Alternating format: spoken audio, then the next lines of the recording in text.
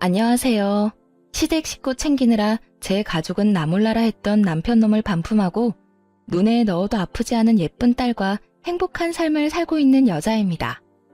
자식까지 있는 상황에서 이혼을 결심하는 데까진 꽤나 긴 시간이 필요했는데요. 오랜 시간 긴 고민 끝에 결정한 이혼은 인생에서 가장 잘한 결정인 것 같아요. 물론 긴 시간 고민한 만큼 겁도 많이 나고 힘들기도 많이 힘들었지만요. 결혼 생활을 돌이켜보면 참 힘든 시간들이었거든요. 양가 집안은 저희를 도와줄 여유 따윈 없었고 그야말로 사랑 하나 가지고 한 결혼이었어요. 그나마 믿을 거라곤 젊음과 남편의 직장뿐이었는데 딸이 3살이 되던 해 남편의 회사가 어려워지며 남편은 결국 권고사직까지 당하게 되었죠. 참 막막했어요. 점점 돈 들어갈 곳은 많아지는데 제 취업은 여의찮았고 아무리 꿈을 꾸고 희망을 가져봐도 까마득한 앞날만이 기다리고 있는 기분이었거든요. 여보, 우리 장사해보는 건 어때? 장사? 갑자기 장사는 무슨? 애도 아직 어린데 장사를 같이 어떻게 해. 그냥 내가 빨리 회사 알아볼게. 요즘 취업이 하늘의 별 따기래. 그러지 말고 우리 조그마한 방 하나 딸린 상가 구해서 거기서 지내면서 식당이라도 하자. 내가 다른 건 몰라도 음식 하나는 잘하잖아. 이중으로 월세 나갈 일도 없고 애도 같이 보면서 할 수 있으니까. 지금보단 더 좋을 것 같은데 어떻게 생각해? 그런가? 듣고 보니 그것도 괜찮은 것 같네. 나 퇴직금 받은 것도 있고 이 집 보증금 빼고 대출 조금만 받으면 어떻게 가게는 얻을 수 있을 것 같긴 하다. 그런데 진짜 힘들 거야. 당신 괜찮겠어? 괜찮고 안 괜찮고가 어딨어. 젊을 때 고생은 사서도 한다는데. 우리 힘들어도 열심히 살아보자. 우리 딸 먹고 싶은 거 하고 싶은 거 돈 걱정하지 말고 다 해줄 수 있게. 그렇게 식당을 차렸고 생각보다 더 힘든 날들의 연속이었어요. 기껏 마련한 재료를 다 버리는 날도 수두룩했고 진상 손님이 오는 날이면 때려치고 싶은 생각도 굴뚝 같았죠. 그런 날들이 쌓이고 쌓여 경험이 되고 점차 단골 손님이 생겨난다 싶더니 입소문이 나더라고요. 그렇게 6년, 앞만 보고 달려왔더니 어느새 대박난 식당이 되었네요. 고생스러운 세월을 보낸 보상을 받듯 더는 먹고 사는 건 문제가 되지 않았죠. 딸이 하고 싶다는 건 걱정 없이 해줄 수 있는 형편이 된 거예요. 그런데 형편이 나아지니 다른 곳에서 문제가 생기더라고요. 그건 바로 시댁과 남편이었어요. 정말 힘들어서 돈 10만 원이 아쉬웠던 시절엔 저희에게 1,000원짜리 한 장 줄 수 없다며 딱 자르던 시댁이었는데 어느 순간부터 돈을 야금야금 빼가고 있더라고요. 남편을 통해 말입니다. 여보, 당신 집에 무슨 용돈을 이렇게나 많이 드리는 거야. 이건 너무 과하잖아. 과하기는 나 장남이야. 이때까진 형편이 안 돼서 못 드렸지만 이제 우리도 먹고 살만 하잖아. 그런 걸로 치면 나도 장녀야. 그런데 난 이 정도로 많이 드리진 않는다고. 이때껏 못한 건 죄송하지만 용돈은 형편껏 해드려야 할 거 아니야. 우리가 이 돈 없으면 굶어 죽는 것도 아닌데 좀 적당해라. 남들 다 부모 호강시켜줄 때 나 몰라라 했던 게 한이 돼서 그래. 그러니까 당신이 조금만 이해해줘. 남편의 심정이 이해되지 않는 건 아니었어요. 장남이기도 했고 여유가 생겨 가족을 돕고 싶은 마음을 이해 못하는 것도 아니었고요. 그런데 시댁에 주는 용돈 금액이 점점 더 커지고 남편의 남동생, 즉 시동생이 장가를 갈 때 집을 사주는 모습을 보곤 이건 아니란 생각이 들더라고요. 언제까지 장사가 잘 되리라는 보장도 없는데 미래는 생각지도 않고 버는 족족 써버리니까요. 미래가 불안한 것도 있었지만 일할 맛도 나지 않더라고요. 시댁 식구 배를 불려주려고 일하는 건가 싶은 생각이 들었죠. 여보, 이번에 서방님 집 해준 거 우리도 무리였던 건 당신도 잘 알고 있지? 무리는 무슨.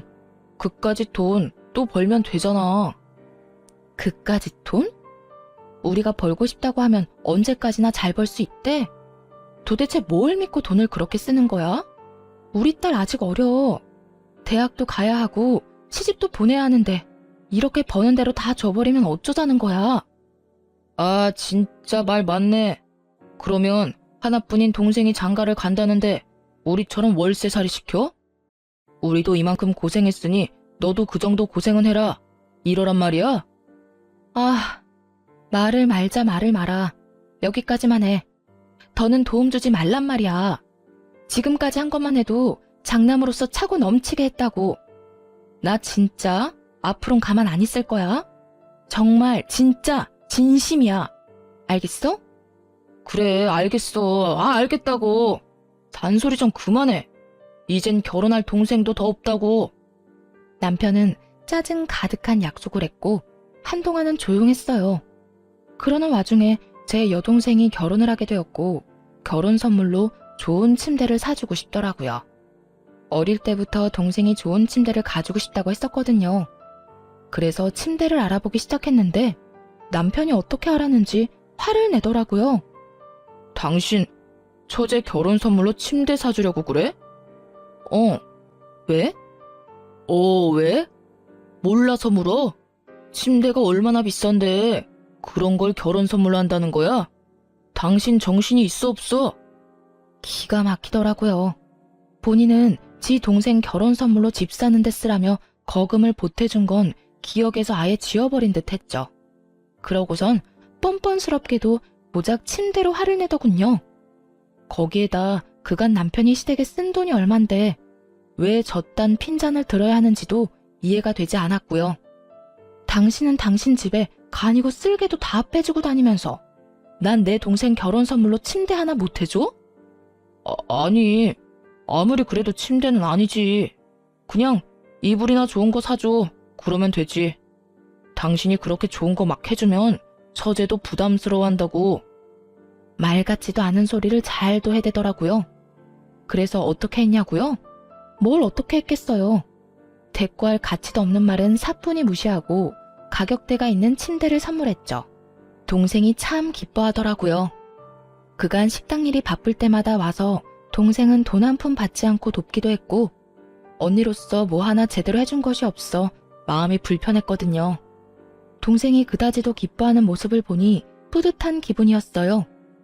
동생에게 침대를 선물한 사실은 당연히 남편의 귀에도 들어갔고 또 당연하다시피 시댁에서도 알게 됐더라고요. 너 그게 사실이니? 네 동생 결혼하는데 비싼 침대 선물했다는 거. 네, 사실인데 무슨 문제라도 있나요? 무슨 문제? 그걸 몰라서 물어? 침대 비싼 거는 한두 푼도 아닐 텐데 그렇게 굳이 왜 침대를 선물해? 그냥 좋은 이불 세트면 되지. 그렇게 헤프게 낭비하면 돈을 어떻게 모으니? 동생에게 침대를 사준 것으로 둘이 얼마나 긴 토론을 해댔는지 남편의 말과 토시 하나 틀리지 않고 읊어대는 시모의 말을 듣는데 이대로는 안 되겠다 싶더라고요. 이때껏 돈은 돈대로 쓰면서도 생색 한 번 내지 않았더니 그래서 이토록 당당한가 하는 생각이 들기도 했고요. 어머님, 저 이번에 동생한테 돈 쓴 거 처음이에요. 아범은 사방님 결혼할 때 집 사는데 보태라며 큰돈 턱턱 내놨잖아요. 그것뿐인가요? 시댁에 돈 필요할 때마다 아범한테 받아간 거 다 알고 있어요. 재작년에 이사도 아범이 시켜줬고요. 제가 제 동생한테 고작 침대 하나 사준 게 그리도 싫으시면 환불할게요. 대신 이때껏 아범한테 받아간 거 다 돌려주세요. 그러면 저도 침대 환불하고 동생한테는 이불로 다시 사줄 테니까요. 이렇게까지 강하게 나올 거라 생각하지 못했는지 시모는 조금 당황한 듯 했지만 물러서진 않더라고요. 뭐야? 너 지금 나 협박하니? 협박이라뇨? 정당한 요구인데요. 돈은 아범이나 저나 같은 시간 같은 고생해서 버는데 쓰는 건 아범이랑 시댁에서 다 쓰잖아요. 저희가 돈 못 모은 건 다 시댁 때문이라고요. 시댁이랑 친정이랑 똑같니? 어디 비교할 게 없어서 시댁이랑 친정을 비교하는 거야? 우리 아들이야. 장가가도 우리 집사람이지만 네 동생은 시집가면 그만인데 돈을 왜 써? 요즘 세상이 어떤 세상인데 그런 말씀을 하세요? 하여튼 전 동생한테 침대 정도는 꼭 해줄 생각이니까 정 제가 친정에 뭘 하는 게 싫으면 아까 말했다시피 이때껏 아범한테 받은 거 다 돌려주세요. 그러면 침대도 환불하고 친정에 돈도 안 쓸게요. 너 진짜 이딴 식으로 나올 거야? 네, 저 이제 이딴 식으로 굴려고요. 그러니까 더는 제가 번 돈으로 뭘 하든 상관하지 마세요. 앞으로 저 몰래 아범한테 큰돈 받아내는 것도 그만하시고요. 시모는 아무 말도 연락도 없더라고요. 남편 역시 시모를 통해 전해 들은 것인지 한동안은 제 비위를 잘 맞추려고 노력하는 게 눈에 보였어요. 여전히 시댁으로 용돈은 주고 있었지만 더는 큰돈이 가는 일은 없더라고요. 그렇게 한동안은 조용했는데 동서가 출산을 하며 다시 일이 터졌네요. 동서는 원래도 엄살이 심하고 장깨가 많은 사람인지라 명절 때면 제가 고생이 이만저만이 아니었거든요. 명절만 되면 여기도 아프고 저기도 아프기 일쑤였죠. 어떤 날엔 여자만 걸리는 마법 데이를 내세워 일을 미루기도 했고요. 그런 동서에게 출산은 좋은 핑곗거리였겠죠. 시댁에서 마주칠 때면 남편을 붙잡고 힘들다고 징징대기 바쁘더라고요. 아주버님, 저 요즘 잠도 못 자고 너무 힘들어요. 그이도 회사 일로 바빠서 아무것도 못 도와주고 독박 육아하려니 너무 힘들고 우울해요. 어쩐지 재수씨 안색이 창백하다 싶었는데 힘들어서 그런 거였어요? 네. 아기가 내려놓기만 하면 우니까 화장실도 제대로 못 간다니까요. 도우미분이라도 계시면 좀 살만할 것 같은데 그이 월급으론 도우미까지 부르긴 부담스럽고 그렇다고 혼자 다 하려니 너무 힘들고 지치네요. 그러면 제가 도우미 불러드릴게요. 그까짓 돈 얼마나 한다고. 도와주실 분 불러드릴 테니 걱정하지 마세요. 어머, 정말이요? 아주버님, 너무 감사해요. 역시 우리 아주버님밖에 없다니까. 말릴 틈도 없이 벌어진 상황에 참 기가 막히더라고요. 그렇다고 서방님이 능력이 안 돼서 도우미를 못 부르는 형편도 아니었죠. 심지어 육아휴직을 내고 아기를 같이 돌보고 있다는 걸 아는데도 거짓말을 살살 해대더라고요. 더 열받았던 건 전 육아를 하다 손목이 움직이지 않는 상황에도 돈이 아까워 사람도 부르지 못하고 혼자 육아를 했었거든요. 그걸 떠올리자 더욱 화가 치솟았죠. 오죽하면 호탕하게 웃고 있는 남편의 얼굴에 손에 잡히는 대로 던져버리고 싶은 심정이었으니까요. 그렇게 저만 빼고 화기애애한 시댁 모임이 끝나고 집으로 돌아오자마자 남편과 크게 다퉜어요. 여보, 진짜 미쳤어? 도우미 부르는 돈이 한두 푼인 줄 알아?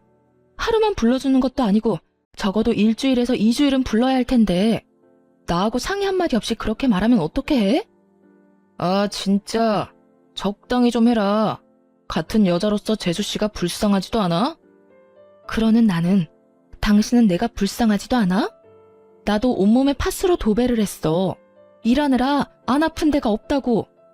이런 나는 본 척도 안 하면서 재수씨가 힘든 꼴은 그렇게 보기가 힘들디? 그래서 나한테 상의도 안 하고 그런 큰 결정을 덜컥 한 거냐고. 가게 일은 당신 혼자 다 해? 나도 해. 가게에서 나온 수익금 중엔 내 몫도 있다고. 내 돈으로 내가 가족을 위해서 좀 쓰겠다는데 이렇게까지 사람을 몰아세워야 속이 편해? 이렇게까지 몰아세우게 만든 사람이 누군데? 어떻게 당신은 당신 집 일이라면 앞뒤 없이 지갑이 바로 열려? 그리고 뭐? 당신 돈? 정확히 해야지. 그건 당신 돈이 아니라 우리 돈이야, 우리 돈. 아, 진짜? 그러면 이러지 말고 우리 수익 분배를 확실하게 하자. 정확히 반반 나눠서 어디에 얼마를 쓰든지 간에 서로 간섭하지 말자고. 좋아, 그렇게 해. 나도 버는 사람 따로 쓰는 사람 따로 있는 이 생활 불만 많았다고. 당신 집에 온 재산 다 털리고 후회나 하지 마. 지금이야 돈 있으니까 당신한테 최고라고 해주고 당신 치켜 세워주지. 당신한테 돈 떨어지는 순간 다 끝이야. 당신 식구들이 당신 도와주기나 할 것 같아? 우리 가족이 돈만 밝히는 당신 같은 줄 알아? 그리고 내가 왜 돈이 떨어져? 지금처럼 장사만 열심히 하면 돈 떨어질 일이 뭐가 있다고. 군말하지 말고 이제부터 딱 절반으로 나눠. 알겠어? 정말 목 끝까지 차오르던 말이었는데 남편이 먼저 해주는 것도 모자라 저리도 강하게 요구하니 고맙기까지 하더라고요. 다음 날부터 돈 관리를 따로 하기 시작했고 살림에 드는 돈도 정확히 반반씩 내서 생활비로 쓰기로 했죠. 이미 시댁에는 이런 일이 다 소문이 났는지 미운 털이 단단히 박힌 상태라 온갖 트집을 잡으며 저를 귀찮게 했지만 괜찮았어요. 돈으로 엮이지 않으니 확실히 스트레스가 줄었거든요. 트집 잡는 거야 반박하거나 말로 돌려주면 되니 그렇게까지 힘들지 않았고요. 하나마나한 공격인 거죠. 그렇게 각자 생활하며 나름 평온한 나날을 보냈어요. 눈에 넣어도 아프지 않은 딸이 무럭무럭 자라는 게 인생의 낙이었죠. 그런데 어느 날 밤 딸이 이상하더라고요. 왜인지 기운이 없어 보인다 싶더니 금세 온몸에 열이 오르기 시작했어요. 해열제를 먹여봤지만 열이 떨어지는 건 잠시뿐이었고 더는 지체하면 안 될 것 같은 상황이었어요. 긴박한 순간이 되자 그래도 아이의 아빠인 남편밖에 생각나는 사람이 없더군요. 그래서 늦은 시간까지 들어오지 않고 있던 남편에게 전화를 걸었어요. 왜? 여보, 어떻게 해? 애가 열이 펄펄 끓어. 약을 먹여. 집에 약 있잖아. 먹였는데도 열이 안 떨어져. 어딘데? 병원에 가게 빨리 좀 와. 나 지금 못 가. 승철이랑 재수씨랑 오랜만에 데이트 좀 하라고 방금 내보냈단 말이야. 내가 지금 가면 애는 누가 봐? 다른 사람도 아닌 딸이 아프다는데 조카를 봐야 하니 못 온다고 태연하게 말하는 남편의 말을 듣는데 기가 막혀 말이 안 나오더라고요. 그렇게 말문이 막혀 아무 말도 하지 않고 있는데 그 뒤로 이어진 남편의 말은 더욱더 가관이었습니다. 그리고 애가 아프면 119를 불러야지 왜 나한테 전화를 해? 심각한 거면 119 불러서 병원에 가고 좀 참을 만하다고 생각되면 택시 불러서 응급실을 가. 그러면 되잖아. 하여튼 난 바쁘니까 알아서 좀 해. 지금 그걸 말이라고 해? 애가 아파서 애 아빠한테 전화한 게 잘못이야? 아니, 당신 애가 아프다는데 이것보다 더 중요한 일이 세상에 어디 있어? 당신 진짜 애 아빠가 맞긴 해? 내가 틀린 말 했어? 애가 아프면 병원에 가야지. 애 아빠가 간다고 애가 괜찮아져? 별것도 아닌 걸로 사람 귀찮게 좀 하지 마. 별것도 아닌 거? 당신 진짜 그렇게 생각하는 거야? 됐어. 또 시댁 일에 눈 뒤집혀서 정작 지 가족은 눈에도 안 보이는 거겠지. 또 무슨 말을 그렇게 해. 당신도 잘 알 거 아니야. 육아한다고 두 사람 제대로 된 데이트도 못하는 거. 오랜만에 데이트 좀 하라고 내보냈는데 이제 와서 내 아프다고 들어오라는 말을 어떻게 해? 하여튼 난 바쁘니까 알아서 해. 딸이 아프다는데 동생네가 데이트를 해야 하니 조카를 봐줘야 해서 정작 지 애한테는 못 온다는 남편. 너무 황당한 말을 들으니 순간적으로 머리가 멍해지더라고요. 이놈이 정말 미쳤나 싶어서 말이죠. 남편은 바쁘다며 전화를 끊어버렸고 결국 전 119를 불러 딸을 데리고 병원으로 갔어요. 다행히 고열은 잡혔지만 화는 서서히 끓어오르기 시작하더군요. 이딴 인간도 남편이라고 계속 믿고 사는 것이 맞는가 하는 생각이 들기도 했고 시간이 지나도 남편이 변할 거란 생각은 들지 않았어요. 이혼한다면 아빠 없이 자랄 딸이 마음에 걸리긴 했지만 이런 아빠라면 굳이 필요하지도 않을 듯 했고요. 무엇보다 딸에게 도움은커녕 상처만 될 것 같기도 했죠. 그렇게 이혼 쪽으로 마음이 기울어진 상태에서 집으로 돌아갔고 집에는 조카를 보느라 많이 지친 남편이 침대에 누워있더라고요. 그 꼴을 보기 싫어 눈을 감고 싶었는데 다음 순간 나온 남편의 말은 정말 온 정이 떨어졌네요. 왔어? 뭐래? 괜찮다지? 적당히 웃음이 섞인 질문. 정이 떨어지는 것은 물론이고 겨우 가라앉힌 화가 다시 확 오르더라고요. 지금 웃음이 나와? 당신이 그러고도 아빠야? 애 걱정은 전혀 안 해? 걱정하면 뭐가 달라져? 그리고 괜찮으니까 집에도 온 거 아니야. 피곤하면 잠을 자. 괜히 나한테 짜증내지 말고 말이야. 내가 지금 피곤해서 당신한테 짜증내는 줄 알아? 당신이 하는 행동이 화가 나서 이러는 거야. 애가 아프다는데 한다는 말이 119를 부르라고? 누군 119 부를 줄 몰라서 당신한테 연락한 줄 아냐고. 그래도 당신이 우리 딸 아빠니까 연락한 거였지. 나도 무섭고 걱정되니까 그런 순간에 당신하고 함께 있고 싶어서 그래서 연락한 거였다고. 그만 좀 해라. 애만 멀쩡하면 된 거지. 별것도 아닌 걸로 성질 좀 내지 마. 우리 딸한텐 당신이 있었고 그때 조카한테 나뿐이었으니까 어쩔 수 없는 상황이었잖아. 가족끼리 서로 돕고 살면 좋은 거지. 언제까지 그렇게 따지고 둘 거야? 입에 발린 말이라도 미안하다. 나도 어쩔 수 없는 상황이었다. 다음부턴 우리 가족을 우선으로 하겠다 등의 말이 나올 줄 알았어요. 조금이라도 미안해하는 기색이었다면 그토록 화가 나진 않았을 텐데요. 남편은 도리어 큰 소리를 내며 저를 예민하고 트집이나 잡는 사람으로 몰아가더군요. 그 순간 분명해졌네요. 이 남자에게 가족은 나와 딸이 아니라 시댁 식구들 뿐이라는 사실을요. 그런 생각이 들고 나자 이혼해야겠다는 확신이 더 분명해졌고 결단을 내렸죠. 일단 저와 딸의 공간에서 남편 놈을 내쫓기로 했어요. 당신은 당신 가족만 챙기니까 문제라는 거야. 결혼하고 당신이 최우선으로 챙겨야 할 가족은 나랑 우리 딸이라고. 시댁이 아니라 우리가 1순위가 되어야지 왜 늘 다른 사람이 1순위야? 난 우리를 2순위로 여기는 가정은 필요 없으니까 계속 그런 식으로 다른 사람부터 챙기려거든. 거기 가서 살아. 여기서 이러고 있지 말고. 뭐? 지금 나보고 나가라는 거야? 나가라면 누가 겁낼 줄 아나? 나도 마주치면 싸우기만 하는 이 집구석 들어오기 싫었다고. 제발 들어와 달라고 연락이나 하지 마. 걱정하지 마. 하늘이 두 쪽이 나도 당신 같은 인간한테 연락하는 일은 없을 테니까. 화를 내더니 그 길로 남편은 집을 나가버렸고 바로 이혼 준비를 하기 시작했죠. 이혼을 준비하며 알아보니 생각보다도 더 많은 돈이 시댁으로 흘러들어갔더라고요. 결혼한 지 2년밖에 되지 않은 동서에게 들어간 돈도 꽤 많았고요. 당연하다면 당연하게도 차용증 한 장 없이 말입니다. 돈 관리를 따로 하기 시작한 시점부턴 거의 돈을 물 쓰듯 썼더군요. 힘들었던 시절은 생각지도 않고 피땀 흘려 번 돈으로 시댁 식구들만 챙기는 남편의 행동은 이혼 사유로 충분했죠. 물론 이혼을 결심하며 딸이 걱정스러운 건 있었어요. 그런데 딸아이 역시 남편에게 실망을 많이 했더라고요. 엄마, 그냥 아빠랑 이혼해. 아빠한텐 우리가 항상 2등이잖아. 난 이제 그런 아빠 필요 없어. 어? 우리 딸 아빠한테 화 많이 났구나? 화가 난 게 아니라 아무 감정도 없는 거야. 아빠랑 뭘 해본 기억도 없고 웃으면서 이야기 나눈 기억도 거의 없어. 그런 아빠한테 무슨 화가 나겠어? 그러니까 엄마도 내 걱정하지 말고 이혼하고 싶으면 그냥 이혼해도 된다고 말해주고 싶었어. 우리 반에도 이혼한 애들 꽤 있으니까 이상한 걱정하지 말고.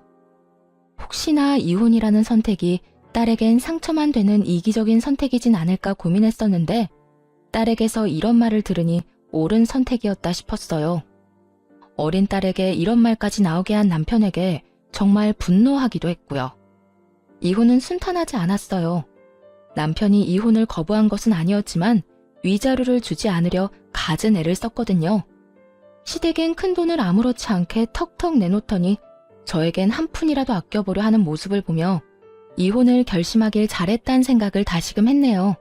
양육권은 두말할 것 없이 제가 가져오게 되었고 위자료 역시 생각보다 더 큰 금액을 받게 되었어요. 집은 제 명의였고 가게는 남편 명의였기에 이혼을 하자마자 용달차를 불러 남편의 짐을 동선의 집으로 보내버렸어요. 짐을 받은 동선은 전화를 해서는 개거품을 물기 시작하더라고요. 형님 진짜 미쳤어요? 이 짐을 왜 저한테다 보내세요? 왜? 내 전남편이 매일같이 그 집에 가 있길래 거기가 내 전남편 집인 줄 알았는데? 그걸 지금 말이라고 해요? 얼른 다시 가지고 가세요. 그렇지 않아도 하루가 멀다고 찾아와서 귀찮아 죽겠는데 짐까지 우리 집에 있는 거 알면 여기서 살다시피 할 거 아니에요.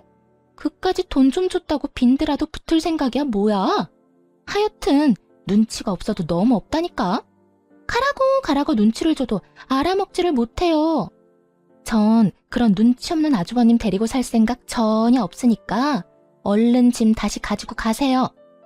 난 이미 동서한테 다 보냈고 내 손은 다 떠나갔으니까 정 싫으면 동서가 어머님 댁으로 보내든 다 태워버려버리든 알아서 해.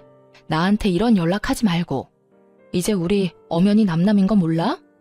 눈치 없는 동선의 아주버님, 이제 나하고 아무 사이도 아니고 동서 가족이니까 알아서 잘 챙겨 살아. 늘 그랬던 것처럼 말이야. 언제는 전 남편이 최고라며 치켜 세우기 바쁘더니 빼먹을 것이 없어지자 동서는 전 남편을 짐짝 취급을 해대더라고요. 형님, 글쎄 전 아주버님을 제 식구라고 생각해 본 적이 없다니까요? 식구도 아닌데 무슨 돈은 그렇게나 많이 받았대? 차용증 한 장 없이 말이야. 그거야. 난 그저 힘들다고 했을 뿐인데 아주버님이 나서서 돈을 준 것뿐이라고요. 주는 돈을 안 받는 사람이 어디 있어요? 그리고 다 갚을 거예요. 가족끼리 차용증은 무슨? 데리고 살라고 할 땐 식구가 아니라고 하더니 돈 이야기엔 가족? 동서는 참 말이 앞뒤가 안 맞네. 자기 마음대로 이랬다 저랬다 편하게도 산다. 하여튼 형님한테 빌린 돈 아니니까 신경 쓰지 마세요. 짐은 빨리 다시 가지고 가시고요. 동서는 화를 내며 온갖 험한 말과 함께 전 남편에 대한 욕을 쏟아냈고 그 모든 내용을 녹음해 전 남편에게 보내버렸어요. 돈은 돈대로 쓰고 무슨 일이 있다면 만사를 제쳐놓고 도와줬던 인간들이 전 남편을 어떻게 생각하고 있는지 알려주기 위함이었죠. 보낸 녹음 파일을 다 들은 남편은 전화를 해 화를 내기 시작하더군요. 당신 이게 뭐야? 이딴 거 보내면 내가 후회라도 할 줄 알아? 당신 같은 인간은 후회라는 감정도 사치라는 거 나도 잘 알아. 난 그저 당신이 지금 어떤 처지인지 똑바로 알고나 있으라고 보낸 거야. 당신이 그렇게 믿어 의심치 않던 당신 재수씨도 당신이라면 지긋지긋하다고 하니 당신 엄마 집에나 가야겠네. 하여튼 오갈 데 없다고 우리 집엔 오지 말고. 이젠 우리 집에 당신 짐도 없으니까 말이야. 내가 말했지. 오라고 해도 안 간다고. 이혼까지 한 마당에 내가 미쳤다고 그 집에 가냐? 당신 잊었나 본데 가게는 내 거야. 가게가 있는데 그깟 집 언제든 벌어서 사면 된다고. 그때 가서 후회나 하지 마. 당신이야말로 이 가게 아니면 어디 가서 돈이나 벌어 먹고 살 수 있을 거나 같아? 나니까 당신 데리고 살아준 거야. 이거 왜 이래? 어디 두고 보자. 그래, 누가 더 잘 먹고 잘 사나. 그래, 두고 보자고. 전 남편은 제가 이혼을 후회할 것이라 호언장담하더군요.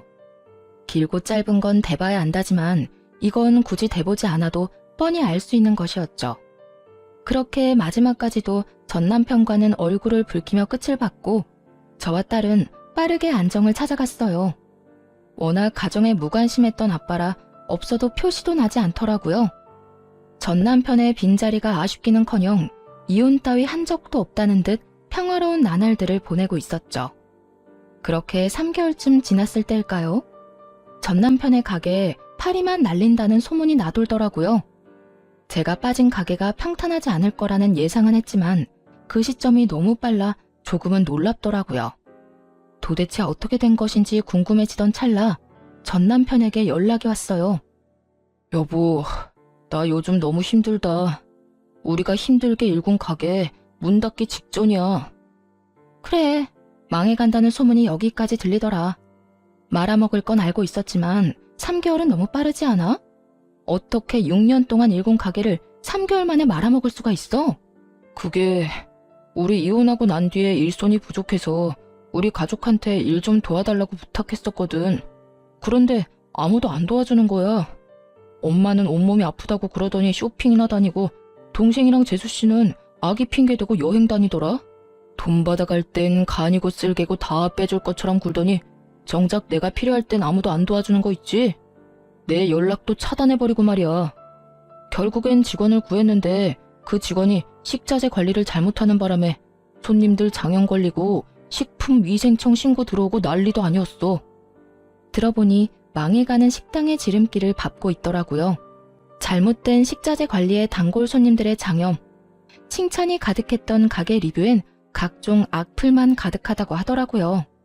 음식 맛이 변했다는 것부터 해서 더럽다, 직원들이 불친절하다, 다신 가지 않겠다 등 영업 정지는 물론이고요. 하소연하며 울먹이는 전 남편의 말을 듣고 있는데 더 말을 섞고 싶지도 않았네요. 식자재 관리는 직접 해라. 사장이 친절해야 직원도 친절하다. 쓰레기통에서는 개도 밥 먹기가 싫다 등등 입이 마르고 닳도록 말했었는데 단 하나도 새겨듣지 않아 일어난 일들이더군요. 거기에다 전시댁 인간들까지 한몫했고 말이죠. 왜 아무 말도 없어? 나랑 이제 말도 하기 싫어? 당신 같으면 당신이랑 말 섞고 싶겠어? 그러게, 내가 뭐라고 그랬어? 당신한테 식구는 우리라고 했었지? 돈은 돈대로 뜯기고 가게는 가게대로 말아먹고 다 망해가는 거 자랑질이라도 하려고 연락했니? 왜 연락한 거야? 아니, 넌 그냥 일이 이렇게 되고 나니까 당신 생각나서 연락했어. 당신 말이 다 옳았다 싶기도 해서 말이야. 미안해. 그땐 내가 어리석었어. 이제 와서 사과하면 내가 받아줄 거라 생각해? 정신 차려. 이혼도장 잉크 마른 지 오래고 난 당신 사과 같은 거 이제 필요 없어. 정 나한테 속죄하고 싶으면 다신 연락을 하지 마. 난 그거면 충분하니까. 그렇게 다신 연락도 하지 말라는 말과 함께 전화를 끊어버렸어요. 그 후 결국 가게 문을 닫았다는 소식이 들려오더라고요. 전 시댁 인간들에게 돈을 다 뜯겨버린 전 남편은 직원들 줄 월급도 없어 권리금도 없이 가게를 내놓았다는 이야기도 들을 수 있었고요. 관리만 잘해서 넘겼으면 권리금이 꽤 됐을 텐데 말이에요. 제 젊은 시절을 갈아 넣은 걸 생각하면 서글프긴 했지만 다 자업자득이다 싶으며 속이 다 시원하더군요. 그렇게 다신 소식을 들을 일도 만날 일도 없을 거라 생각했는데 전 남편이 글쎄 딸을 찾아왔더라고요. 전 시댁엔 아무리 도움을 구해봐도 연락조차 되지 않고 그렇다고 저를 찾아오자니 얻는 거 없이 욕만 먹을 것 같았나 보죠. 전 남편이 나름대로 잔머리를 쓴 것이었죠.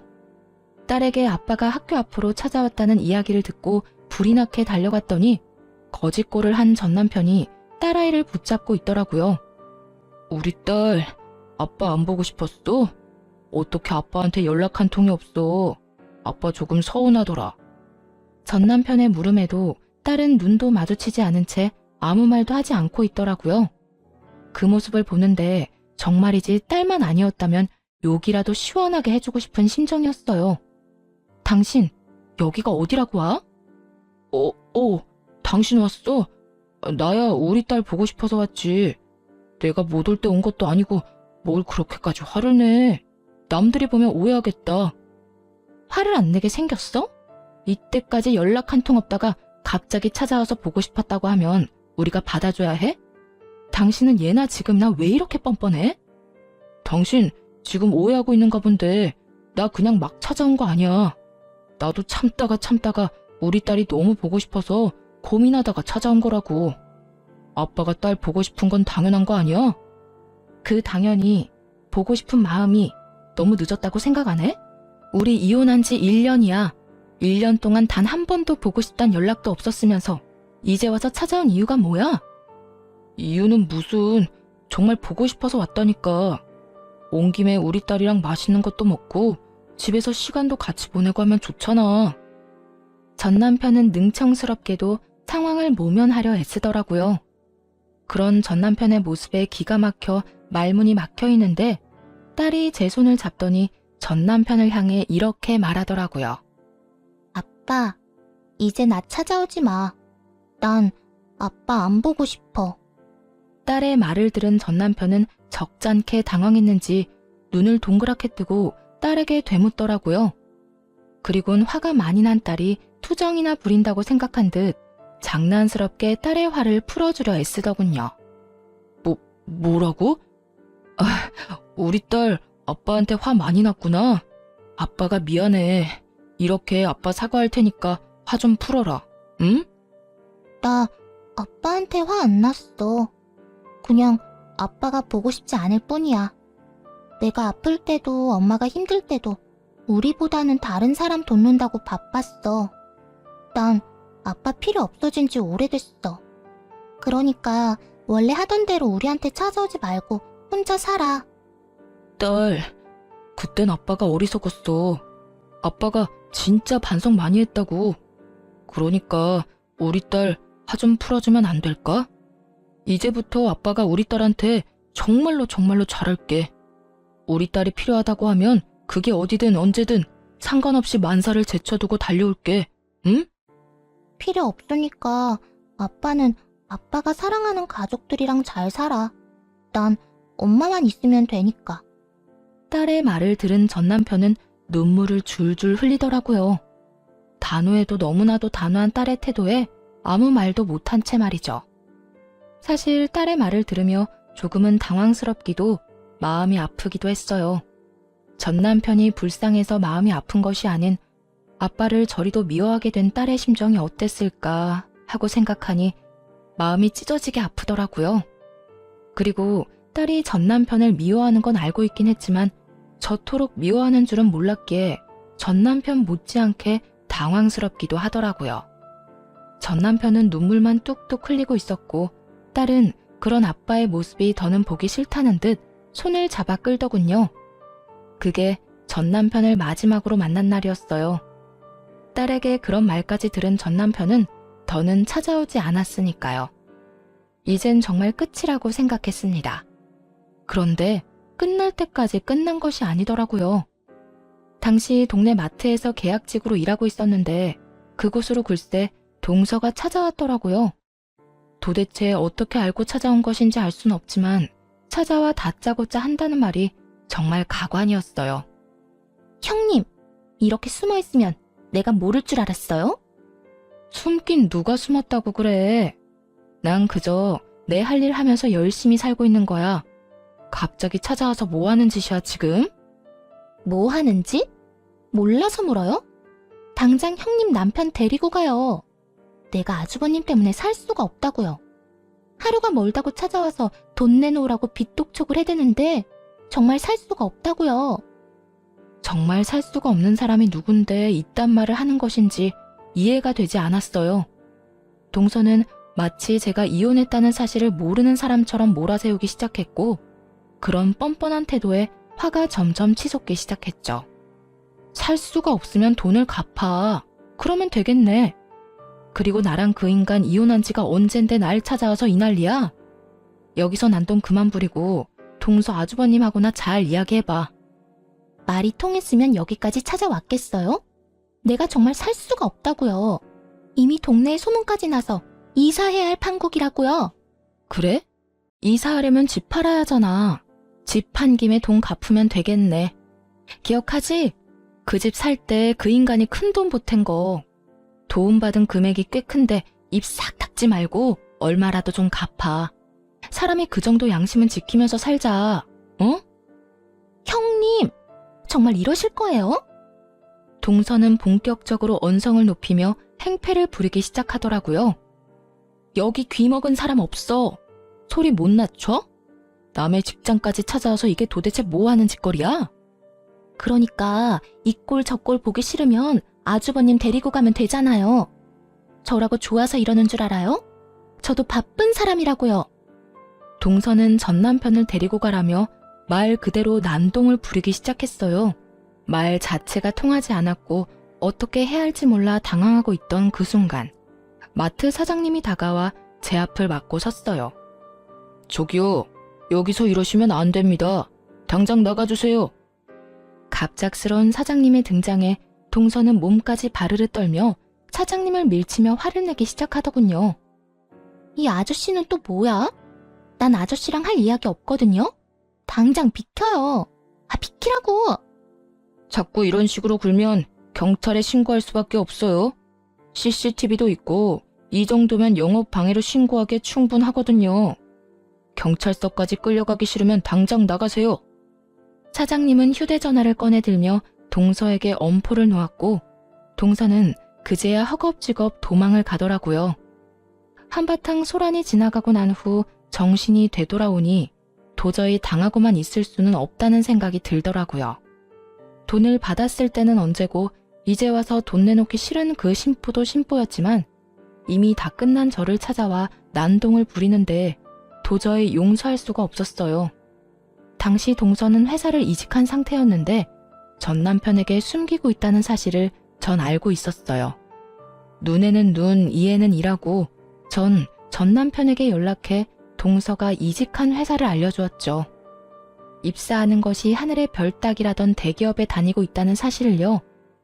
전 남편이 회사로 찾아가 돈을 내놓으라고 제대로 난동을 쳤는지 신고를 받고 출동한 경찰에게 잡혀 유치장 신세를 지게 되었다 하더군요. 가족 타령하며 좋다고 붙어먹을 때는 언제고 돈 때문에 서로를 못 잡아먹어 안달이 난 꼴이 참 보기 좋다 생각했네요. 전 남편이 유치장 신세를 지고 있다는 이야기를 듣고 난 후 동서에게서 연락이 왔더라고요. 사람 하나 살리는 셈 치고 좀 도와달라고요. 형님, 저 좀 살려주세요. 제발요. 다짜고짜 이게 무슨 소리야? 사실은 저요, 돈이 없어요. 아주버님 돈을 갚고 싶어도 돈이 없다고요. 말이 되는 소리를 좀 해. 대기업 월급이 얼만데 돈이 없다고 하면 누가 믿어? 그게요, 다 썼어요. 이것저것 좀 사느라. 들어보니 평소에도 사치가 심하던 동서는 전 남편에게 빌린 돈은 물론 월급까지도 물 쓰듯 쓰고 다녔더라고요. 전 남편이 저와 이혼할 것도 가게가 저리 망해버릴 것도 예상하지 못한 채 말이죠. 거기다 전 남편이 찾아와 제대로 회사를 엎어준 덕에 회사까지 잘렸다며 하소연하기 시작하더군요. 거기다 아주버님 때문에 회사까지 잘렸다고요. 이제 정말 돈 나올 구멍이 없어요. 돈이 없으면 없는 거지. 왜 나한테 이 난리를 부리는 거야? 동서 남편 있잖아. 동서 남편한테 말해. 엄한 사람한테 하소연하지 말고. 저희 남편도 요즘 힘들어요. 그래서 말인데 형님이 돈 좀 빌려주시면 안 될까요? 차용증 쓰라고 하면 쓸게요. 저 좀 살려주세요. 제발요. 내 돈으로 내 전 남편 돈을 갚겠다. 이 뜻이네? 동서 진짜 양심도 없구나. 어떻게 나한테 그 돈을 빌려달라고 할 수가 있어? 저도 오죽 급했으면 이러겠어요? 아주버님 목소리만 들어도 이젠 지긋지긋한데 돈은 없고 형님은 이혼하면서 받은 위자료랑 집 있잖아요. 그러지 말고 돈 좀 빌려주세요. 돈을 빌리는 사람이 어찌나 당당한지 누가 들으면 맡겨놓은 돈이라도 있는 건 줄 알겠더라고요. 착각을 해도 아주 큰 착각을 하고 있는 동서에게 확실하게 현실을 깨우치게 해주었어요. 정신 차려. 그 돈이 있다고 해도 동서한테 빌려줄 일은 없어. 그러니까 다신 나한테 연락도 하지 말고 찾아오지도 마. 내가 동서 해주니까 우리가 아직도 가족인 것 같아? 그저 그쪽 저쪽이라 하기 못해서 불러주는 거니까 착각하지 마. 알겠어? 그리고 다시 나한테 피해주잖아? 동서도 내 전 남편이랑 나란히 유치장 신세 지게 해줄 테니까. 유치장은 가고 싶지 않았는지 더는 연락이 온다거나 찾아오는 일은 없더라고요. 그렇게 돈 나오던 방망이가 사라진 후 돈을 물 쓰듯이 쓰던 전 시댁 식구들은 빠르게 무너져 내렸어요. 동선에는 사업을 하다 제대로 망해버려 좁은 단칸방으로 이사를 갔다고 하고 전 시댁은 그런 동선애를 도와주다 함께 망해버렸다고 하고요. 능력도 없는 것들이 돈만 믿고 설치다 집안 하나 잘 말아먹었다 했네요. 그 후 전 시댁과의 소식이 완전히 끊겨버리고 잘 지내고 있습니다. 여전히 마트에서 일하며 딸과 함께 행복한 나날들을 보내고 있는 중이에요. 무엇보다 사장님이 저와 딸을 잘 챙겨주셔 몸도 마음도 편한 요즘이에요. 딸아이도 마트 사장님을 무척이나 좋아하는데요. 운동회를 앞둔 어느 날 딸이 이런 말을 하더라고요. 엄마, 마트 사장님, 나 운동회 할 때 엄마랑 같이 오면 안 돼? 엄마 혼자 오는 것보다 사장님도 같이 오면 나도 좋고 엄마도 좋을 것 같아. 사장님이랑?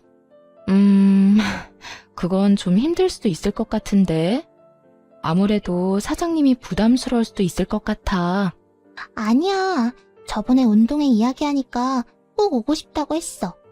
그러니까 엄마가 한번 물어나 봐봐. 아마 꼭 오고 싶다고 할걸? 평소 사장님과 장단이 잘 맞아 친하게 지내던 터라 딸이 함께하고파 하는 마음을 이해하지 못하는 건 아니었지만 조금은 조심스럽더라고요. 그래도 딸이 너무 기대를 하고 있던 터라 조심스럽게 사장님께 물어보았고 사장님은 흔쾌히 함께 하겠노라 말해주었어요. 정말 저도 가도 되나요? 그렇지 않아도 꼭 가보고 싶었는데 초대해 주셔서 감사해요. 요즘도 도시락도 싸고 하나요? 그날 김밥은 제가 쌀 테니 그냥 몸만 오세요. 아셨죠? 결국 사장님과 함께 딸의 운동회에 참석하게 되었고 참 즐겁더라고요. 막상 전 남편과는 딸의 학교 행사에 참석해 본 적이 없는데 사장님과 함께 딸과 좋은 시간을 보내고 있으니 가족이 된 기분마저 들었어요. 그렇게 웃고 떠들며 즐거운 시간을 보내던 중 사장님이 이런 말을 하더라고요.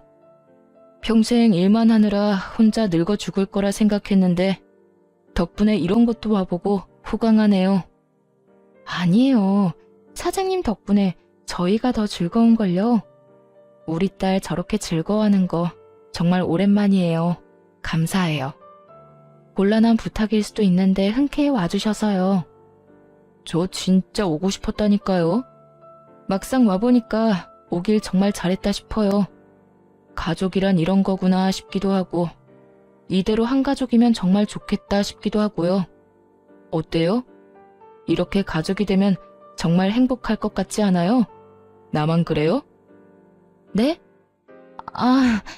행복할 것 같네요. 순간 너무 당황하여 대충 대답하긴 했지만 되뇌면 되낼수록 혼란스럽더라고요. 이건 고백인가 해서요. 아무래도 저는 이혼녀에다 딸이 있는 입장이라 항상 모든 것이 조심스러워 사장님의 말